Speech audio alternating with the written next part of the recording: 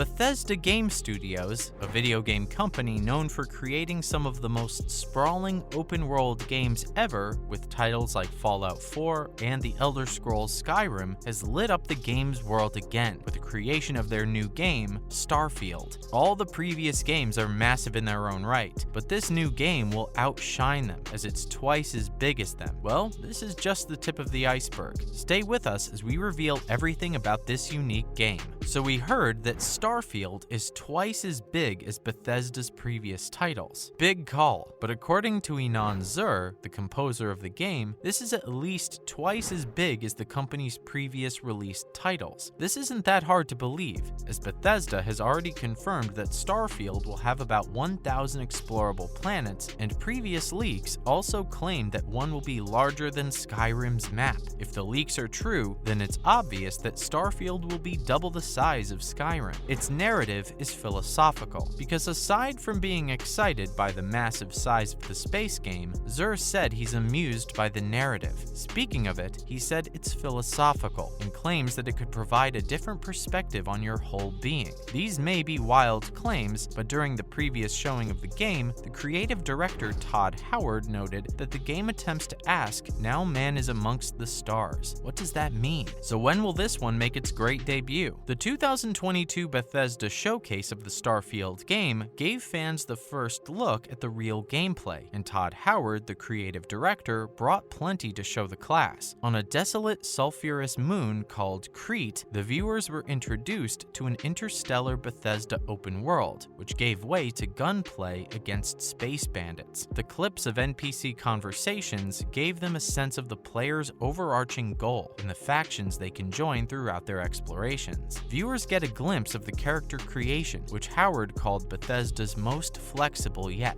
There's a skill system where skills chosen with each level up can gain additional ranks as they're used to provide more benefits. A crafting system will let players modify and customize their space guns. Players will be able to establish outposts as they explore alien worlds, using mechanics that seem more elaborate and fully implemented than the base building in Fallout 4. Then Howard unveils the Starfield ship customization. Players can completely customize the look, layout, and performance of their spacecraft, down to individual modules from different manufacturers. The gameplay reveal closes out with an explanation of Starfield's scale. Players can land and explore anywhere they choose, on any planet in over 100 star systems. So is it safe to say that Starfield's handcrafted content is more than any previous Bethesda game? Well, Todd Howard addressed the concerns that followed the news of Starfield's 1,000 planets, and that maybe the procedural generation involved will mean the death of polished games to play in an interview with IGN. While Howard pointed out that procedural content was nothing new for Bethesda games, noting Skyrim's procedural Radiant quest engine, he said that Starfield would have more handmade content than any of the studio's other games. He quantified the number of handcrafted contents with some numbers, saying the game is at over 200,000 lines of dialogue. Also in that interview, Howard estimates the length of Starfield's main story as being around 20% longer than the main quests in Skyrim and Fallout 4. Now let's look at its character creation, skills, and traits. Did you know that a pretty part of the character creation system was revealed during the June Xbox and Bethesda showcase? Except for the details of their faces, the templates for their body shapes and sizes, skin tones, and hairstyles for each character's physical appearance were revealed. There's a system to choose a background option such as Combat Medic, Bouncer, Professor, Not Homesteader, which all comes from 3 starting skills. Character skills are things you will recognize as Bethesda RPG staples: medicine, lasers, persuasion, bargaining, and so on. On leveling these skills, Todd Howard says that Starfield's system combines the best from our previous games, which implies that as you level up, you'll unlock new skills, and then upgrade those skills by using them or completing challenges. Also, there are traits, another system known from past games in it. There are optional choices for your character that come with its pros and cons. For example, Spaced gives you increased health and endurance while in space, but decreases on the surface. Now fans are asking, is Starfield's setting the same as that of Fallout? Although Starfield is pitched to be one of this year's big games, it didn't pan out that way. Similar to The Legend of Zelda Breath of the Wild 2 and Bethesda's fellow Redfall, it has been known that it will be released in the first half of 2023. As the release date looms, there is relatively little known about the game, and fans are poring over every tiny detail in the game's marketing. After the 15-minute Starfield debut showcased in June by Bethesda, Redditor Private Milkman, via PC Games N, noticed a possible connection between the upcoming game, Fallout New Vegas, and Fallout 76. The connection has to do with little green men, which is a complex bit in Fallout history. The enemy form, called the Floater, appeared in the first two Fallout games, Fallout 76, but was cut from New Vegas, though it remains in the data files. Floaters are mutated versions of flatworms that share a little resemblance with the Drifloon from the Pokemon franchise. The OP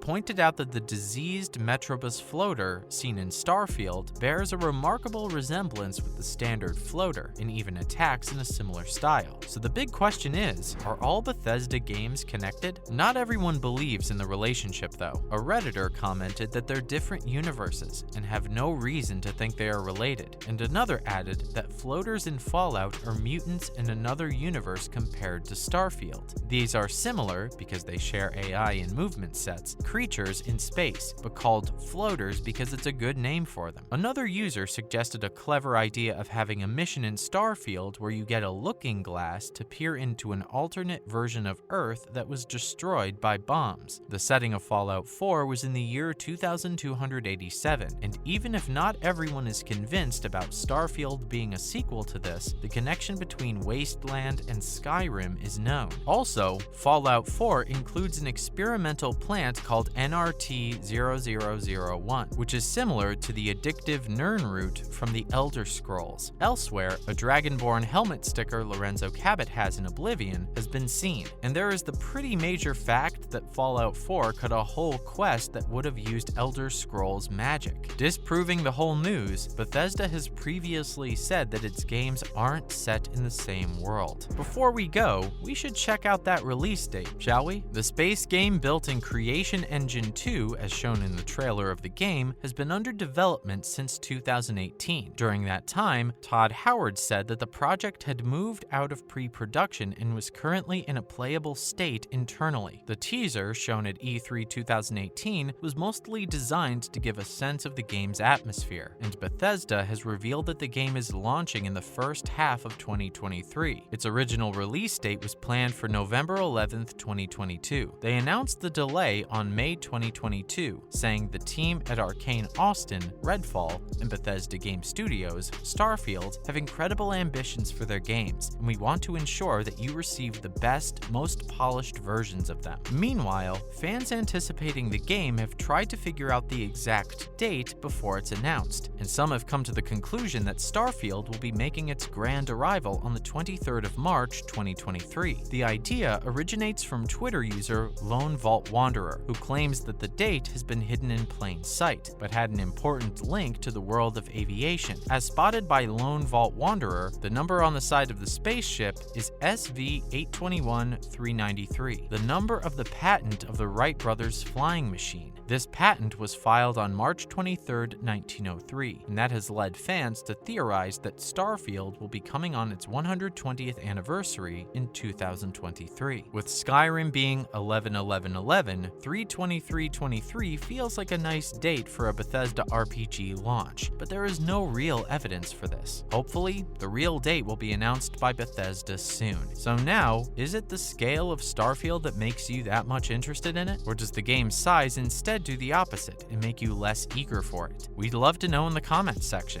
Thanks for watching this video. See you in the next one. Until then, bye.